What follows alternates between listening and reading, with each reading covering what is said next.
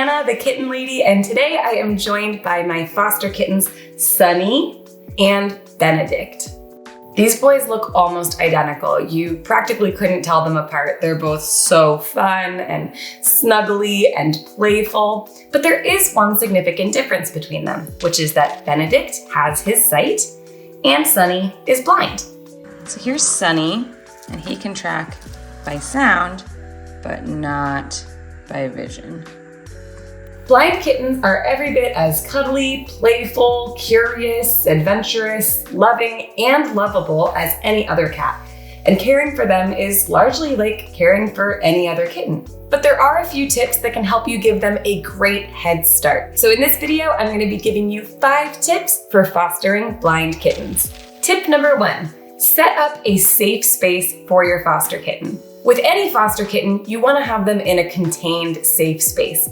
But especially in the case of a blind kitten, we want to have an area that they can really learn and master their world. Lining the space, I recommend having a lot of soft blankets or even some of these like plush carpets, which are washable and very, very soft for them. You're going to set up their litter box in one corner of the space. And then on the other side, you're going to set up their food and their water. And then what I like to do is have a couple of destinations throughout their environment. So, a little scratch post. This is like a scratch arch that he is absolutely obsessed with. He is with it constantly. You might want to get some interactive toys and of course, some soft beds. We also want to avoid having certain things in our environment. So we want to avoid things that have sharp corners. We want to avoid things that are very tall, like tall cat trees. We don't want to have with a kitten who is blind. And then we also want to have that plush landing space. So, as he is practicing climbing his scratch post, if he is to fall or to jump off, we know that he has a soft place to land.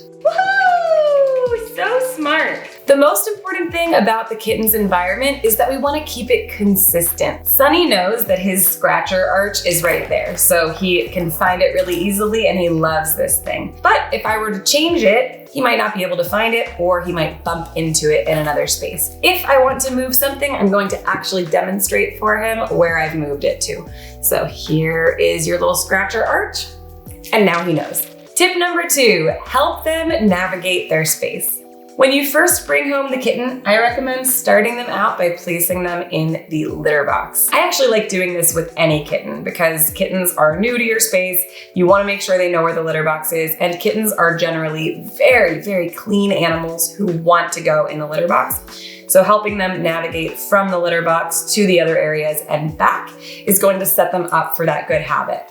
With a blind kitten especially, we just want to make sure we are not moving that litter box from where it starts out. Same thing goes for the food and water. When you place him in front of the wet food, he's going to smell it, he's going to want to eat it, and he's going to remember where it was. A blind kitten is also going to quickly learn the sounds of being fed, so the can opening, the dish being placed on the floor. Once you have that routine in place, they're going to understand what's going on. And as long as we keep that food in one space, they're always going to be able to navigate to it easily.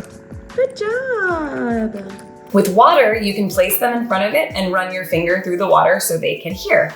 Most kittens are going to need very little help understanding food, water, and litter as long as you keep it all consistent. And then with other objects in the environment, we can really just demonstrate, okay, here is this toy, and you can investigate it and you can check it out. And when you go over here, it's gonna go, woo!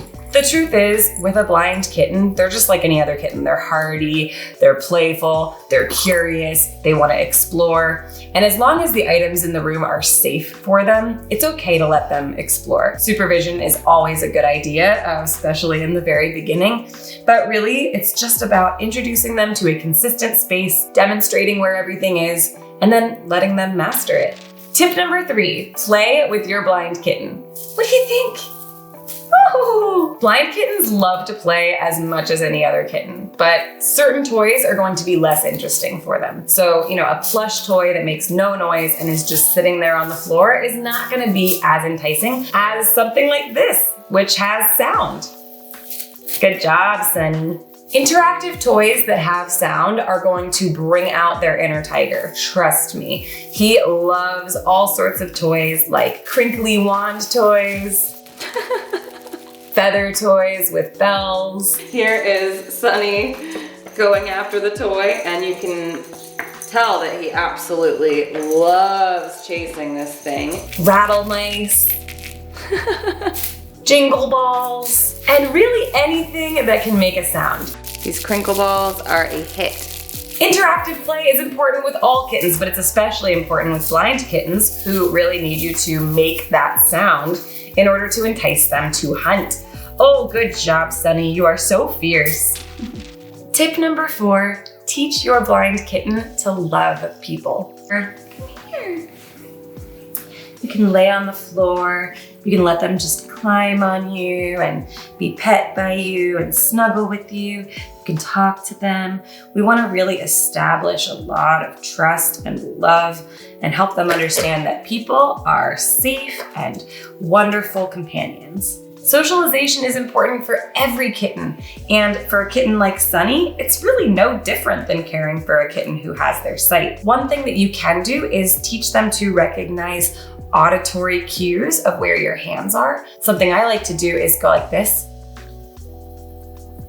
and you can see he recognizes that that's where my hand is. Okay, well right now you're a little bit kooky, so you just want to play. But this actually will help him to recognize where my hand is and understand that that's where he can go for pets and love and to rub his face and to receive treats. The important thing is to spend a lot of quality time with the kitten so you can find out what works best for them. Every kitten is going to have their own preferences, they're going to develop their own ways of communicating, and all of that is going to help you bond with the kitten and help you communicate to the adopter about who this kitten is and how they like to interact. I have loved fostering Sunny, and he's such a little melt, and I can't wait for him to meet his forever family. They are going to be so lucky. And that brings me to tip number 5, which is search for an adopter who can really meet the kitten's needs. Most adopters don't have experience with blind cats, and that's okay. The important thing is that they're interested in learning and that they're willing to make changes to their space to make it easier for the kitten to adapt and be safe.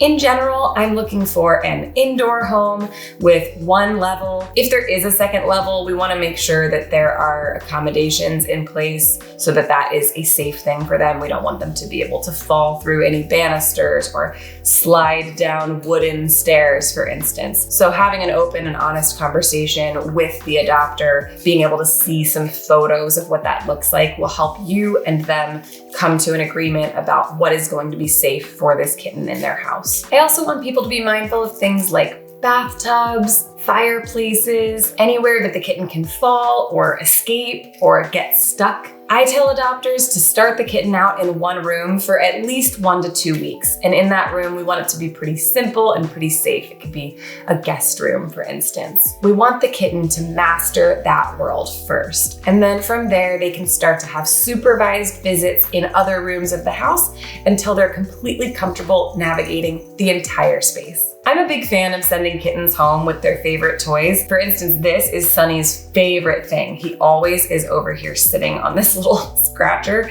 So I am going to make sure that he goes home with a couple of objects that are familiar to him. I'll probably send him home with this one too. That's gonna give him a space of confidence to start from, and then he can start to explore outwards. Hello, I'm so proud of you. You're very smart.